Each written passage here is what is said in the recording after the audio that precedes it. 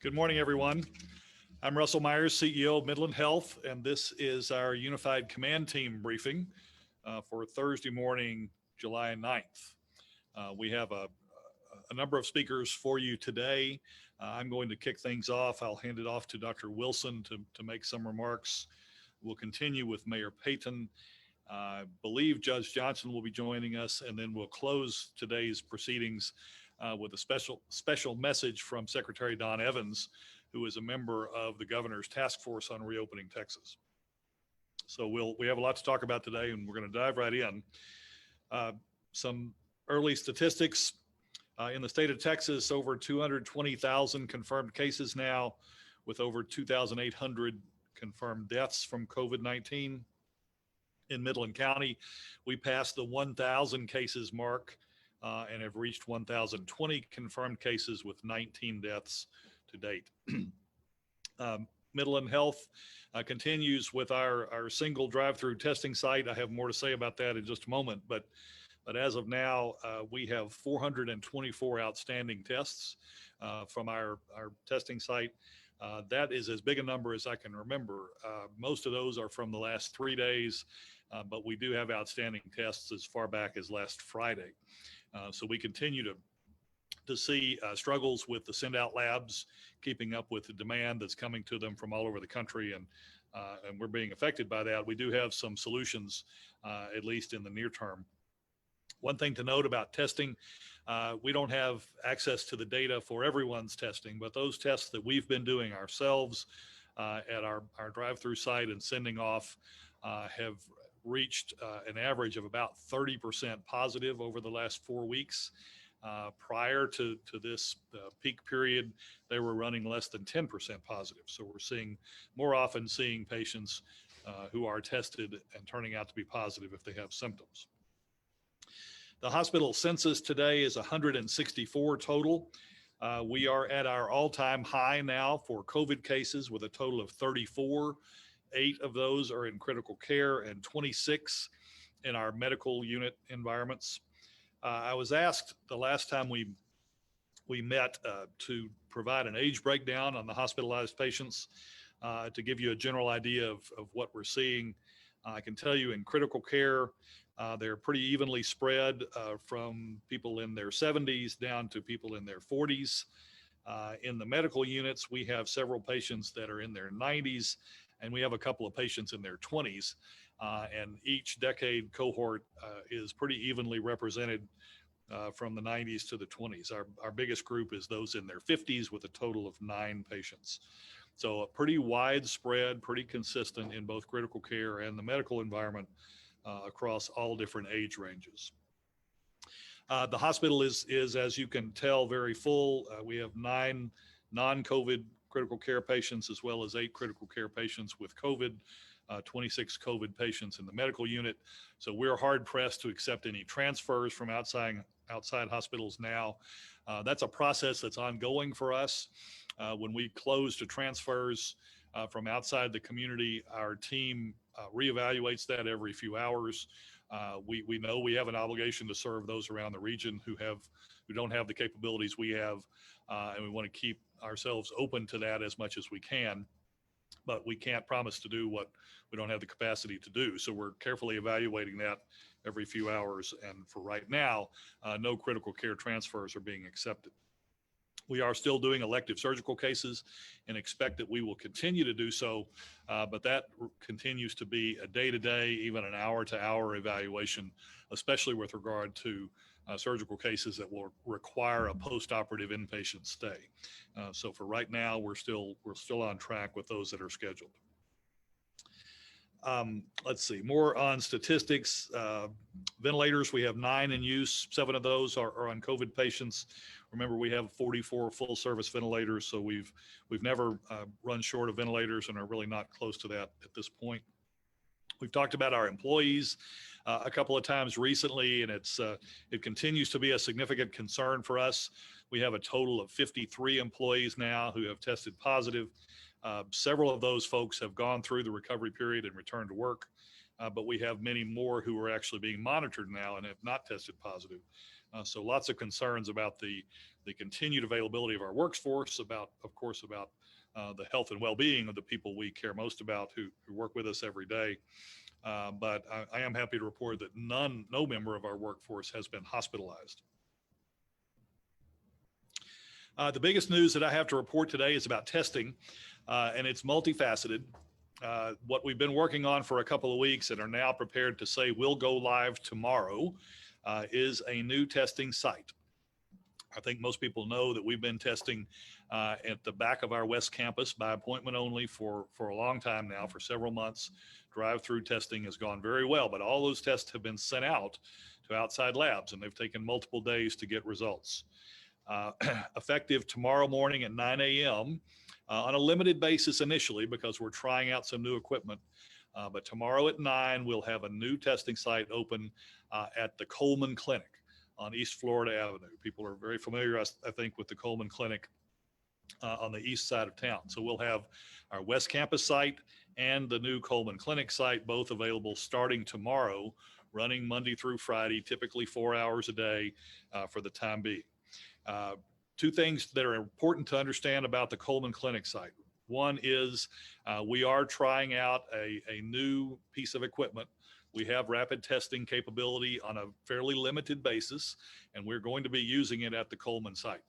So certainly tomorrow and perhaps into the early part of next week, we'll be scheduling a limited number of patients there to make sure that the staff can keep up with the volume, understands how to use the machine, to register patients timely, to do the whole process in a way that's efficient and doesn't promise more than we can deliver. As has been the case with our West Campus program from the very beginning, it will still be the case in both testing sites going forward. We will only test patients by appointment. The way to get an appointment is through 6-8 Nurse, and I think you see that on the screen now. Simple statement, if you have symptoms and believe that you need a test, call 6-8 Nurse. If your doctor has told you you need to go get tested, call 6-8 Nurse. We'll route you to the appropriate people, make an appointment for you, get you to the site that makes the most sense for you, and get you tested as soon as possible. We'll be using the Quidel Sophia 2 units at the Coleman site and hopefully at the West Campus site next week or in the not too distant future. Those units should be able to turn around results in about an hour, start to finish for most patients. But we want to be sure we test that theory and make sure we actually can turn results around that fast before we open it up to widespread and high volume testing. So that's the testing story. I think it's a very good story, but we're still a little bit hesitant about going full blast until we prove it out, and we'll be starting with that tomorrow. The last thing I'd like to say about that is we've had great cooperation from the emergency management teams at the city and the county. We're using some city equipment. They've been very helpful in helping us set up logistics, procuring personal protective equipment, a lot of cooperation happening to get that Coleman site live. And thanks to the folks at the city and the county for helping us out. I'd like to ask Dr. Wilson to come up.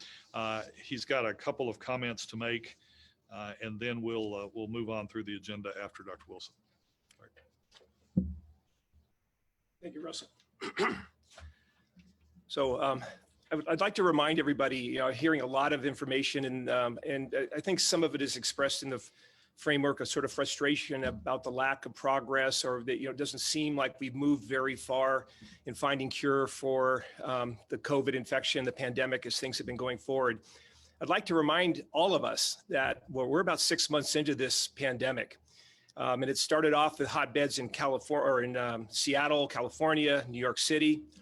What was recognized pretty quickly with that was that the best cure, or the best way to slow the disease, was prevention.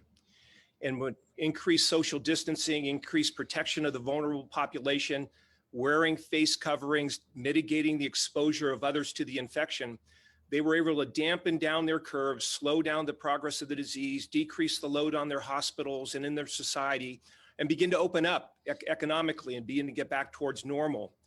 Other parts of the country that didn't get hit as hard with the virus early on, very quickly opened up when the opportunity was there to do so. And unfortunately, perhaps not with the same level of personal choice of being careful with social distancing, face covering, et cetera. So we've seen an uptick in disease in other parts of the country, including our own state of Texas and in our own area here in Midland.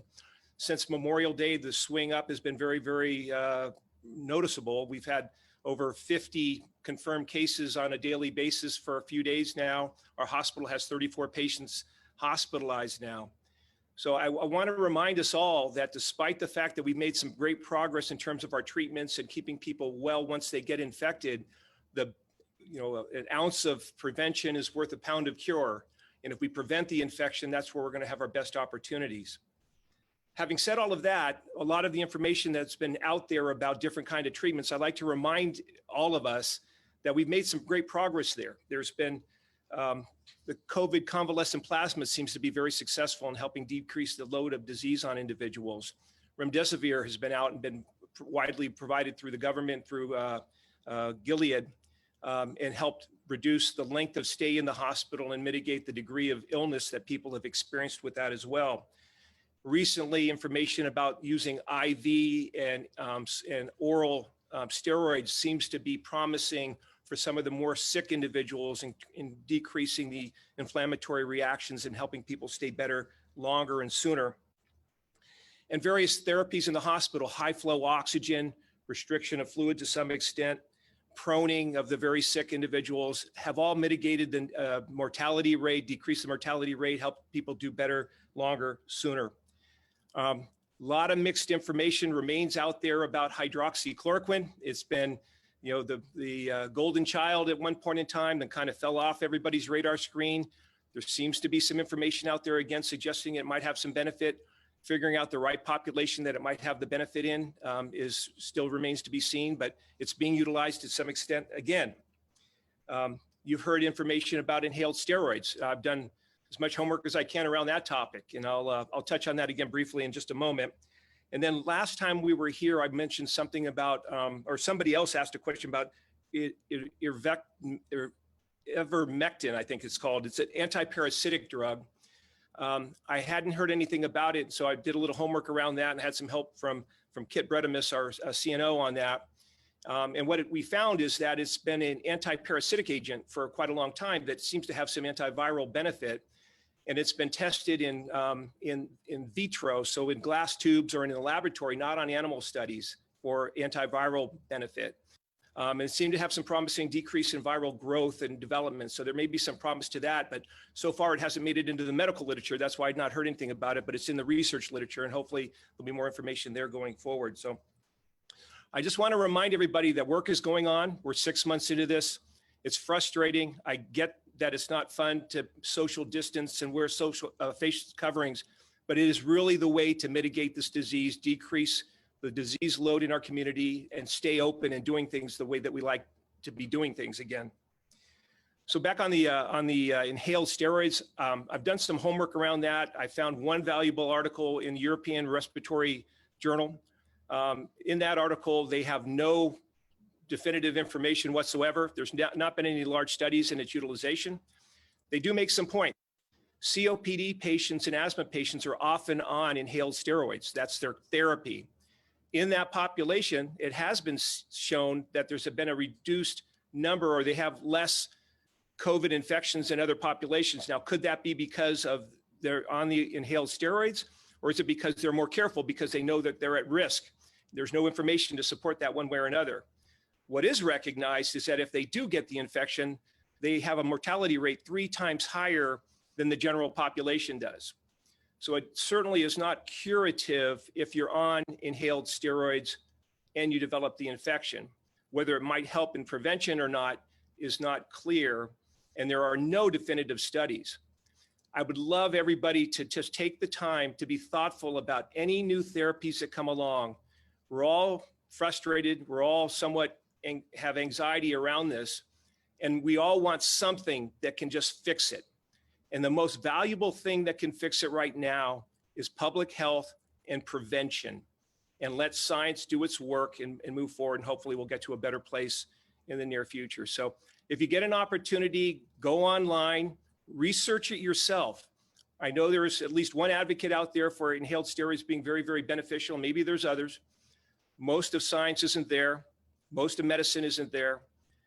Be careful, be thoughtful, do your own homework, read it yourself, and come to your own conclusions. So thank you. Thank you, Dr. Wilson. I'll ask you to stay nearby because I think we'll take some questions now. We had agreed with each of the speakers that as each organization completes its remarks, we'll open to questions specific to those remarks and those organizations. So we're open for questions at this point. We do have some questions from Facebook. How accurate are the rapid tests that we are doing?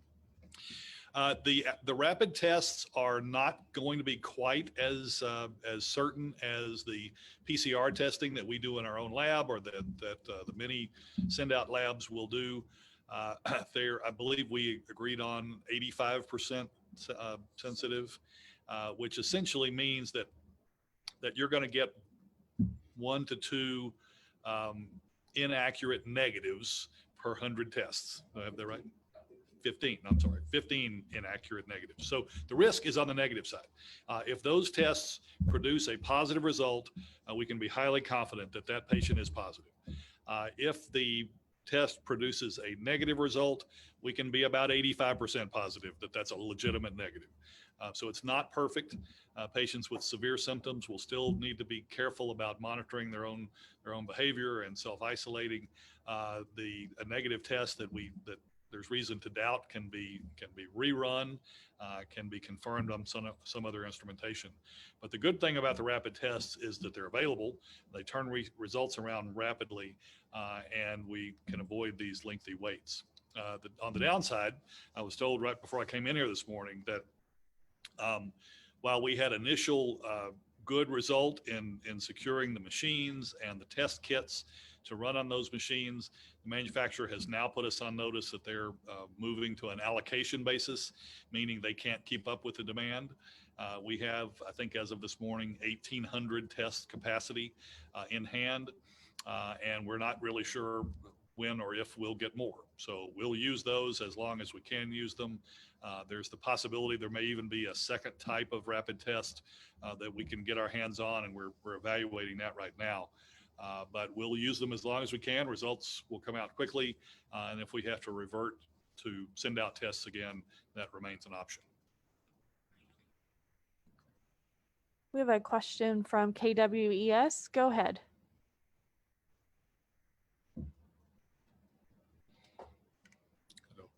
No. Okay, I think we're having some microphone issues. We'll work on that and come back to you. We have a question from Shane at CBS 7. Good morning, everyone. What kind of stress is a hospital under with more than 50 staff members out and a record number of coronavirus patients needing care? A lot of stress. There's no question. We can't have that many of our coworkers affected by this disease and not feel a great deal of concern for them, as well as concern for our ability to adequately staff the patient care services that we need to provide. So we're very concerned about that. The census is high. It's a challenge for us we hate to turn away transfer requests, especially from the hospitals around us that depend on us to take their critical patients. But we're in that place right now. And so we're not only stressed ourselves, but the broader region is stressed. I had a call with one of the hospitals in Lubbock a couple of days ago, concerned that they were beginning to see more demand for transfers to in their direction from small hospitals that usually transfer directly to us. And that's true. That's part of our reality. As we run low on capacity, either staff or space, those patients are going to have to go farther and farther away when their needs can't be met in their own communities. So we have a wide variety of concerns. It comes back to Dr. Wilson's admonition that we should all be focused on social distancing and prevention. You're going to hear more about that from the other speakers on today's panel later on, and that's the most important thing we can do. Recognize we have a limited supply of resources here, human resources, to take care of the patients that need us. And we have to do everything we can to keep those people healthy and on the job. There's a follow-up question. Do you have any more staff members coming from out of state to help? We are constantly working that. There's a lot of demand for traveling nursing staff, especially. We've got a few in the pipeline. We're trying to find more, looking for every opportunity that's out there. But a lot of other hospitals are competing for those same people. So it's not an easy thing to do to get traveling staff. We've had some success. We anticipate getting a few more, but it's certainly not enough to replace everybody we've lost. Thank you. We're going to go back to Channel 9 KWES and see if we can get audio this time. Hi there. Just real quick, can we get the number of all the negative and the positive tests right now? All the negative and positive tests. I can tell you all the positives in Midland County. That's 1,020, and you can find that on the health department's website. They post that every day. Okay. I'm not sure what else is posted there. I don't have that in front of me. The total negatives, I'm not sure I have that number. Okay. One of the questions that we are getting is why are the recoveries so low in Midland County compared to Ector County? Why are the recoveries so low? I think that recovery number comes from the health department, if I'm not mistaken, and I don't have access to their methodology. I suspect that many patients are lost to follow-up, and they just don't know. They don't want to count a recovery number that they're not confident of. But that's a question you really need to address to the health department to be sure to understand their methodology. Okay. Just right now, if someone wants to get tested, what are all the options right now as far as testing goes? I don't pretend to know all the. I can tell you the options that the hospital is responsible for, and they're all the options we have are available through a call to 6-8 nurse. So you call 6-8 nurse, you describe your symptoms, they'll make an appointment for you this Thursday. The only site we have for that testing is our West Campus. They'll send you there with an appointment. Starting tomorrow, we'll add the Coleman Clinic site, which we'll also be operating. So that'll be 2 locations that the hospital operates, and both are accessible through a call to 6-8 nurse. I know there are other providers around the community that are offering testing, but I'm not in a position to list all of them for you. I'm sorry. Okay, thank you. Okay, we have a question from Caitlin from the MRT. Is the new testing site also going to be a drive-through location? Yes, it is. Very, very well. We've got great access there at the Coleman Clinic. They've got a parking lot on what I guess is the east side of their building that is essentially assigned to us, and we'll have good flow and a team out there beginning tomorrow morning at 9. A follow-up question is, and when you say appointments at the new site will be limited at first, do you know about how many appointments will be available? We have talked in terms of about 30 for the 4-hour period. And I think they're going to gauge that as they go along, but that's where we're headed. I think we'd like to get them up to about 100 a day, but in the short term, 25-30% of capacity, just until we make sure we've proven the model. That may just be for Friday. We may be able to open wide next week, but we're going to test it and make sure we can do it right. We have a question from Facebook. A 30% positive rate is far higher than the 5% positive rate that Johns Hopkins advises we should achieve, and may indicate testing only the sickest patients who seek medical attention, and is not casting a wide enough net to know how much virus is spreading within its communities. Do you foresee with this new testing being sufficient to get to a 5% positivity rate? I can't speculate on the positivity rate. What I can tell you is that we do not have the capacity, and we do not anticipate having the capacity to test broadly throughout the community, to test all comers, to test anyone who believes they've been exposed, to do the kind of things that the Hopkins study assumes. If we're testing the wide population, including many people who have no symptoms and no exposure, then those lower positive numbers are most likely to result. That's not what we're doing. We're testing people with symptoms primarily. On occasion, we'll test someone who's had a very significant exposure or some other unusual circumstance that requires them to be tested. But by and large, we're testing people who have already developed some amount of disease. So it's not shocking to see our numbers pretty high. What is concerning is our numbers are considerably higher than in the first round when we were using the same rules and testing fewer people, frankly, because the demand has gone up. So our demand has gone up, our positivity rate has gone up, but it's still patients with symptoms primarily. So not a real direct correlation with the Hopkins recommendation. Do respiratory habits have any impact on infection rate? I'd have to ask you to clarify what respiratory habits would mean. Her follow-up question, and I believe this might offer some clarification, is do mouth breathers have a higher chance of catching it? We don't know. Sorry. I think all breathers have a chance of testing it if they're in an area that's highly concentrated, like when they're standing next to a person who has the disease and they don't have a mask on. So whether you breathe through your mouth or your nose or both, you're much better off staying out of crowds and avoiding people who don't wear a mask. We have another question from KWES. Go ahead. So is the hospital open to testing budesonide? And if not, are there any legality issues that come with it? Well, the hospital is not a research organization to begin with, so we're not open to testing anything. Every day, clinicians in our hospital are making decisions on how to treat sick patients who are in our hospital, and they're using the best available research that they have seen and read and synthesized through their own experience and training. So, I don't. If you're asking, would we do a clinical trial on our patients? Absolutely not. There are a wide variety of ethical and legal problems with attempting to trial a drug like that in our setting, and that's not something we are set up to do or would consider doing. Okay. One more question. Are there any certain blood types that are the most vulnerable when it comes to COVID-19 to catching it?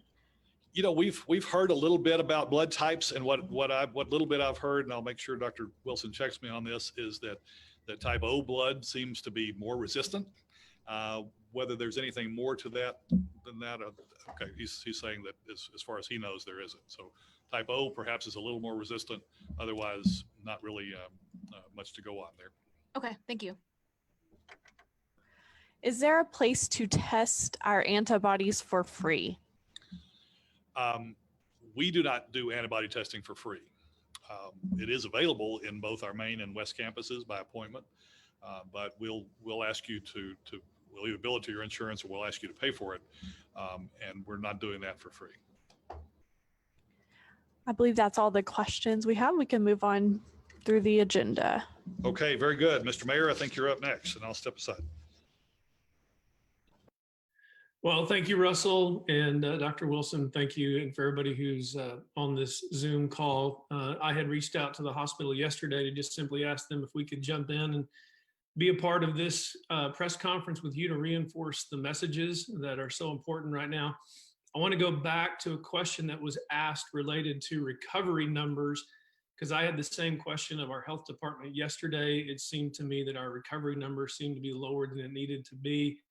And part of that is echoing exactly what Russell just told you, which is another message that the health department wants me to also convey, which is connecting with the health department. Even though they're trying to do all the contact tracing they can do, they need you to answer the phone. They need people who have been infected with COVID-19 or have COVID-19 and been infected with the coronavirus. We need them to answer the questions, because what's happening is we're losing connection with people who are not helping us understand that they've recovered. So our recovery numbers, by anecdotal evidence, are a little bit higher, but we're not able to get those numbers simply because we haven't been able to connect with people once we've made an initial connection. So help us out. The health department's doing all they can do to track those numbers.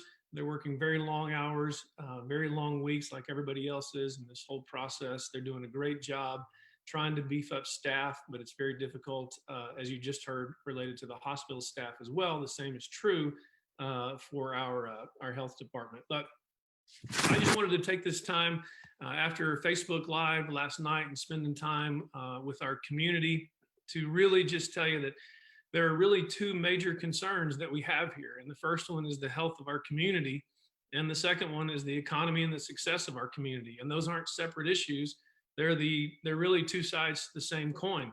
And right now, if we're going to do what we need to do, we're going to have to pay a little more attention, not a little more attention, a lot more attention to this health piece, just like we did back in March and April whenever we all had to start doing the things like social distancing and the wearing of face masks and the personal hygiene, staying away, and we did all this, and we did it correctly, we did it right, and we were able to mitigate the spread of this virus. But now that we've gotten into this post-Memorial Day place and we've seen our numbers being elevated, I want to join the chorus with our hospital, join the chorus with our health department, and beg you and ask of you that we all do the thing that we need to do and that we may not want to do, but we still need to do for one another, which is serve one another with this issue of wearing masks in public places and wearing masks when you cannot control the social distancing, and going about this sacrifice together. As I said in my Facebook Live last night, perhaps the greatest gift of freedom is not what it does for me, but what it enables me to do for other people. And right now we have the freedom to come together right here in Midland and also in Odessa and all over the Permian Basin. We have an opportunity when we're out in public to serve one another, to serve the vulnerable among us, to get our face masks, to have our face masks with us, and to wear those when we are in public, to wear those when we are in grocery stores, to honor the businesses that are asking us to wear those face masks when we go to their places of business and not resisting when they're asking us to, just like we've asked you to do at City Hall by way of example, to tell everybody, if you're going to come in for an appointment, you're going to wear a face mask, just like I am doing, just like everyone else is doing now that we've realized this is not something that was just an anomaly for a week or so. We're going to have to get control of this number. My biggest concern is if we don't take what we have to do, we don't take responsibility as a city and as individual citizens and put on the face masks, whatever the debates might be, this is the one we know we can do. And we put on our face masks, go about our daily lives and our work with our face mask on when we can't control the environment, when we're not at home, when we're not able to social distance correctly. We get our face mask on, we get our numbers down, and we get back to the other side of that coin. Once we get our health back to where it needs to be, we get the load off of our hospital, and we can keep moving forward with this economy that we need to have growing with a healthy community. So I want to thank you for tuning in last night. I want to thank the hospital for letting me barge into this press conference of theirs and join with them in this message and in this calling to our community. You've done it once before. You did exactly what we needed to do back in March and April. We can come together in July, maybe even into early August, and do exactly what we need to do to serve each other with putting on these face masks when we're in our community. So thanks for the time. And Tasa, if there's any questions I can take, I'll be happy to do that at this time.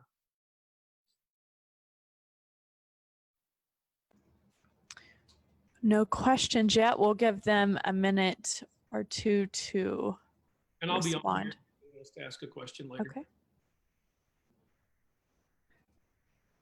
We have a question from Mitch. Mitch, go ahead. Hey, Mayor. I'm curious, you've been really vocal about your frustration with the governor's mask mandate. And I guess, do you worry that your protests of the mask mandate have muddied the calls for Midlanders to wear masks? I'm not worried about it that it's muddied the waters.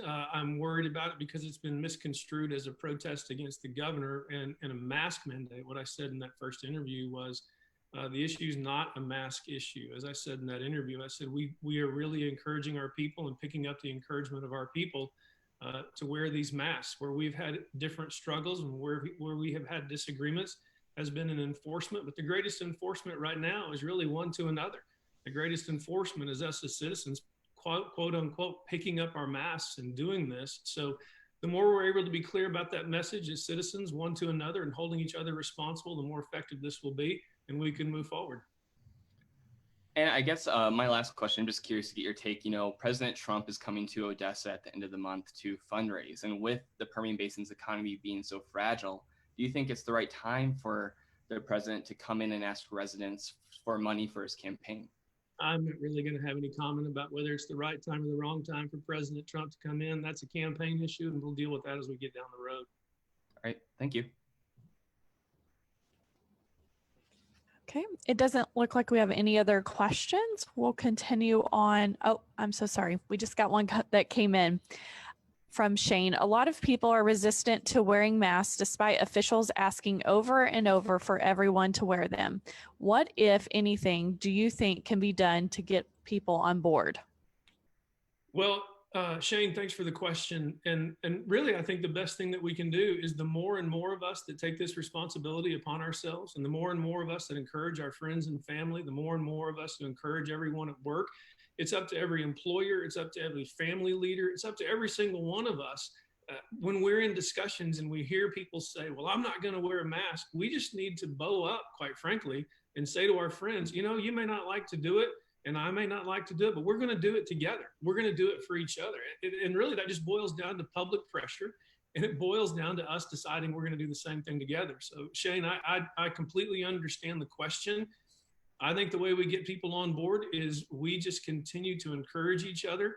We continue to tell each other we have to do this together, and we make the most of it together. And hopefully that'll help people that don't want to do this to realize maybe I have a higher calling on my life towards citizens around this area, and I'm going to go ahead and do this for a while. Thank you, Mayor Payton, for your time and for joining us today. We're going to move on. I would like to introduce Judge Johnson.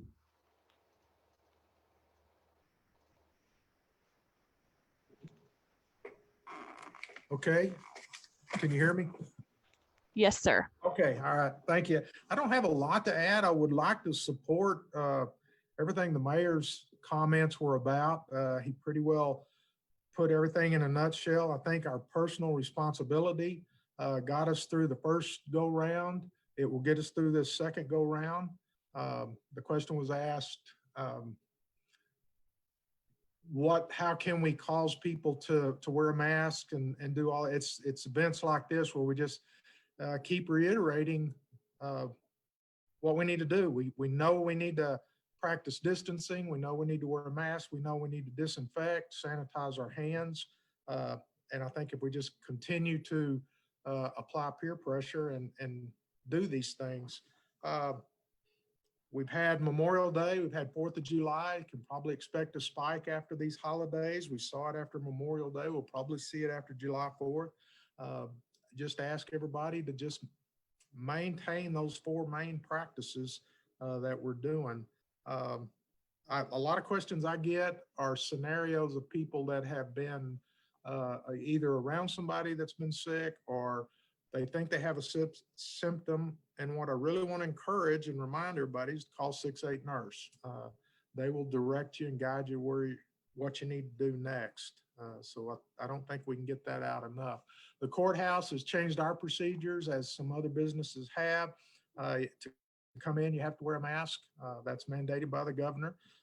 Also, our services have changed a little bit. They're still available, but I would encourage everybody to call before they come down to see what the protocol is. But other than that, that's about all I have. Johnson, thank you. We have a question for you. Will you mandate county employees to wear masks at work? We have mandated if you're coming into a county facility, you will have a mask on. If you're in your office by yourself, and you choose to remove it, we haven't addressed that, but I'm sitting in my office right now by myself and very few people on this floor, so I'm not wearing a mask. But to come to work, yes, you have to have a mask.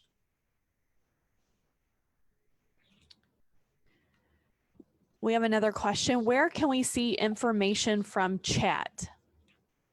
I've got a link to it. I can put it up on our website. I'm trying to think of another way. I can get it out there to you. Judge Johnson, if you'll share that with me, I can, the question came from our Facebook page, so I can share that with our viewers. I'll get the link to you. Sure will. Okay. Thank you. Let's see. We have a question from Shane. We noticed the daily COVID stats. Actually, this is probably a question for you, Mayor Payton.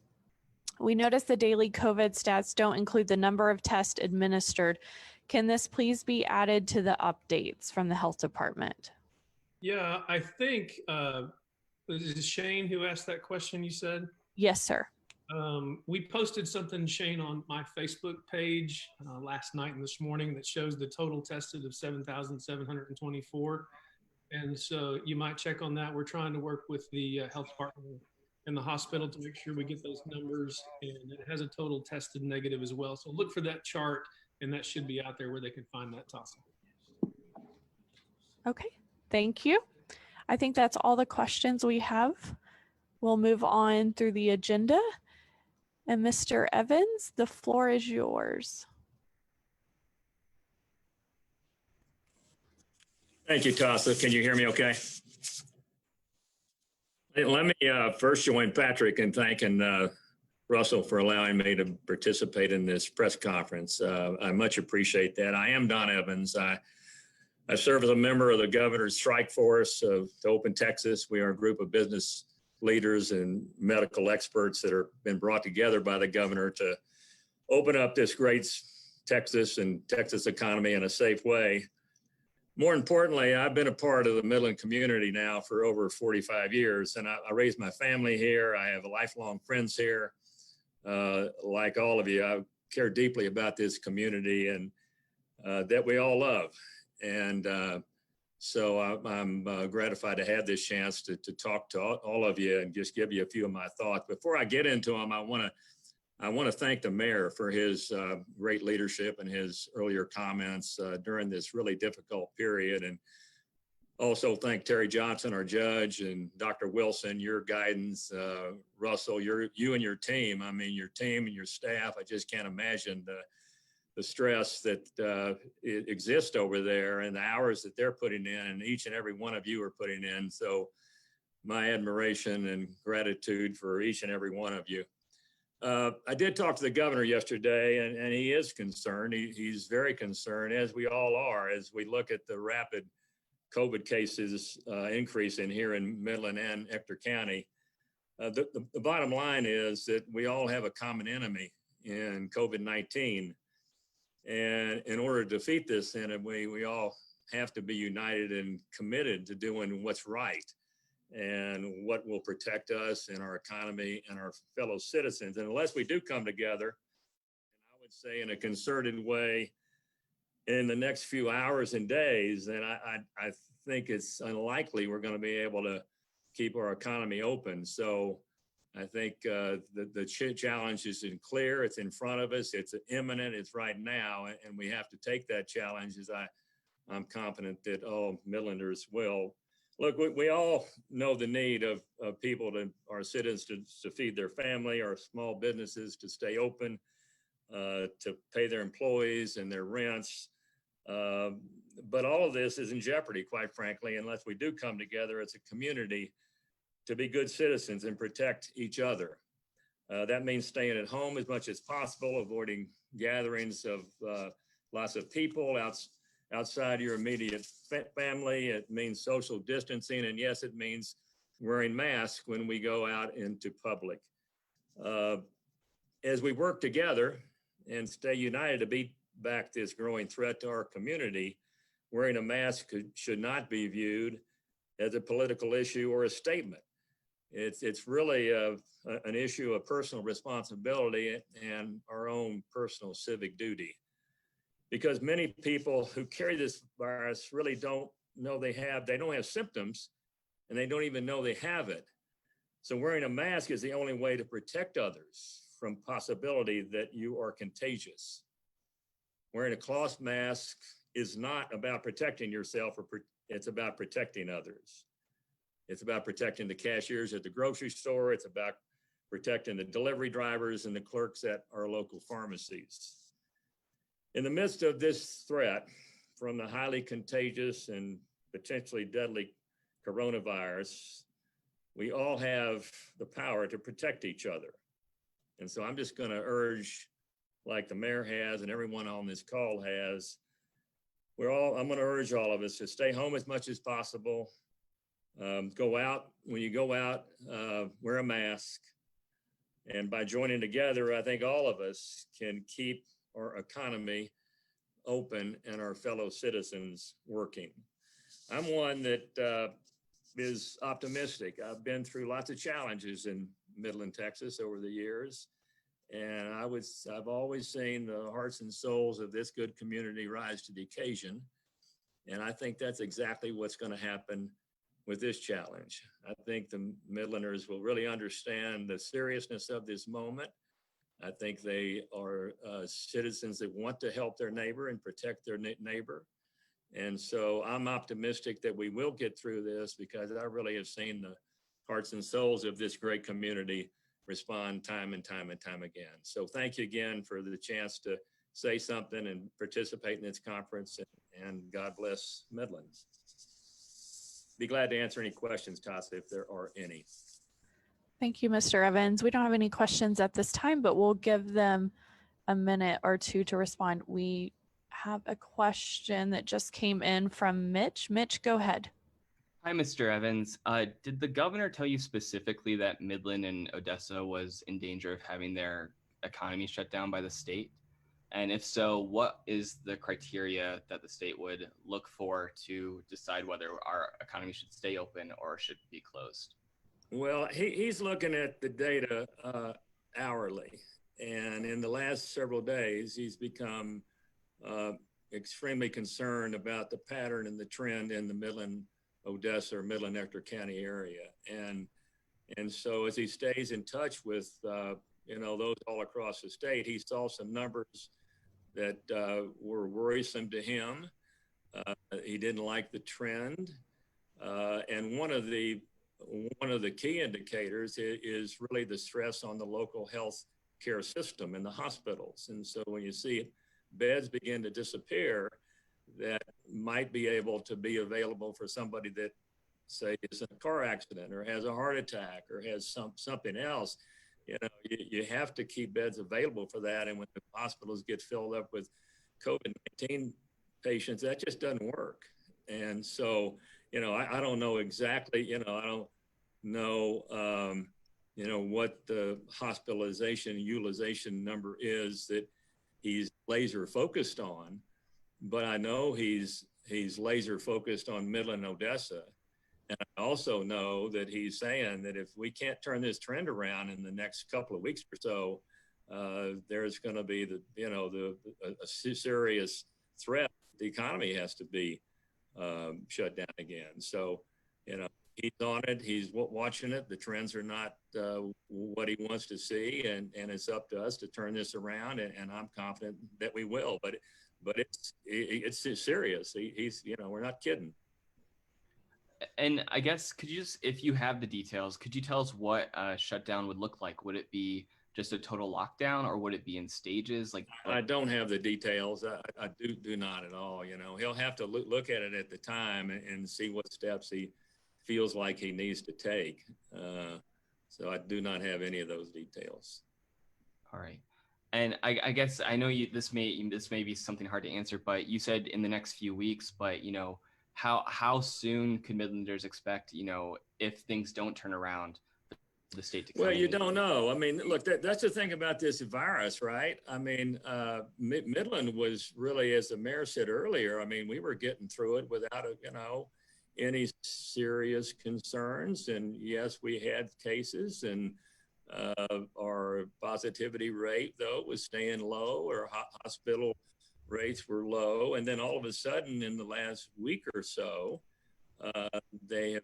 we've begun to spike. And so you don't know where that's going. I mean, you just have to watch it. As I say, I mean, this is an hour to hour, day to day kind of analysis that you have to go through. So, if we get this thing turned around in the next few days, 4 or 5 days, where we're okay. And if it keeps spiking and spiking and spiking, then, the governor will have to look at it and make his decisions. All right. Well, thank you so much, Secretary. Yeah, you bet, Mitch. We have a question from Stuart Doreen at the MRT. He asked if you could take some time to address the quarter-cent sales tax election taking place. Well, I think it's critical for the Midland community. I think there's nothing more important to this community than our health care and the safety of our citizens. And at the top of that list is a good, strong hospital and medical system and healthcare system. And it's clear that the healthcare systems here in Midland and across the country are going through some struggles, financial struggles that have to be dealt with. our great leadership and not only at Russell's level, but the Board of Governors, the Board of Trustees have all are laser focused on this, have gone to the community and said, look, here's what we need in order to make sure we've got good, solid, strong health care for all the citizens of Midland as we go forward, because the financial challenges we see in the future require it. We're just, quite frankly, we're just losing dollars that were coming to us from the federal government are disappearing. And so those have to be made up from someplace, and the good forward thinking of the leadership of the hospital and the Board of Governors and trustees, et cetera, have see that coming. And so they want to protect against it and plan against it. And that's exactly what this sales tax vote is all about. And I think it's critically important and vitally important to the healthcare delivery in Midland, Texas. I mean, if you have a heart attack, if you're in a car accident, if you have something happen tragically to one of your family members, your child or whoever it might be, you know, you want to know that there's a healthy hospital close by. And that's what the tax bill is all about, is ensuring that we have a healthy, financially sound, well-run hospital. So I think it's one of the most important votes this city has had in, you know, maybe decades. Thank you, Secretary Evans. And I believe that's all the questions we have for you today. I appreciate you taking the time to join us on this Sure, press thanks for having conference. me. And that concludes our press conference. I'd like to take the time to thank everyone for joining us today. And this can be watched in its entirety on our Facebook page, as well as we'll download it at midlandhealth.org/COVID-19. Thank you.